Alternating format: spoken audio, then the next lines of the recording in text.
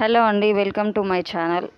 మనం ప్రీవియస్ క్లాస్లో language translator అంటే ఏంటి అన్నది డిస్కషన్ చేసుకున్నాము. లాంగ్వేజ్ ట్రాన్స్లేటర్స్ 2 టైప్స్ ఉంటాయి. అదొకటి కంపైలరు అండ్ ఇంటర్ప్రెటరు. ఫస్ట్ కంపైలర్ అంటే ఏంటో మీకు ఎక్స్ప్లెయిన్ చేస్తాను.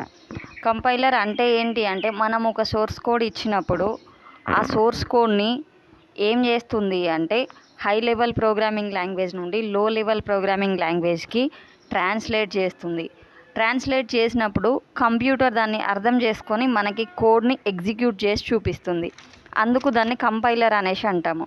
కంపైలర్లో కీ ఫంక్షన్స్ ఏమేమి ఉంటాయి అంటే lexical analysis, syntax analysis, semantic analysis, optimization, code generation and code linking అనేసి ఉంటాయి. లెక్సికల్ ఎనాలిసిస్ అంటే ఏంటి అంటే కోడ్ని వర్డ్స్గా డివైడ్ చేస్తుంది.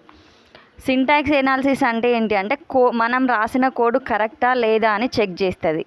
సిమాంటిక్ ఎనాలిసిస్ అంటే ఏంటి అంటే కోడ్ని కరెక్ట్గా ఉండేలా అబ్జర్వ్ చేస్తుంది. ఆప్టిమైజేషన్ అంటే ఏంటి అంటే కోడ్ ఫాస్ట్గా మూవ్ అవ్వడానికి యూజ్ అవుతుంది. కోడ్ జనరేషన్ అంటే ఏంటి అంటే ట్రాన్స్లేట్ చేసి హై లెవెల్ లాంగ్వేజ్ నుండి ట్రాన్స్లేట్ చేసి మిషన్ కోడ్కి చేంజ్ చేస్తుంది. కోడ్ లింకింగ్ అంటే ఏంటి అంటే ఫైనల్ అవుట్పుట్ దాన్ని ఎగ్జిక్యూట్ చేసి చూపిస్తుంది. ఓకేనా, ఇది కంపైలర్కి సంబంధించిన ఇన్ఫర్మేషన్. కంపైలర్ అంటే ఏంటి అంటే మనం ఒక 20 lines of program at a time రాసినప్పుడు రాసి ప్రోగ్రామ్ని రన్ చేసినట్లయితే కోడ్లో ఏమేమి మిస్టేక్స్ ఉన్నాయి అనేసి చెక్ చేసి సర్టన్ లైన్స్లో ఉన్నాయి అని ఒకేసారి మనకి చూపిస్తుంది. దీన్ని కంపైలర్ అంటాము.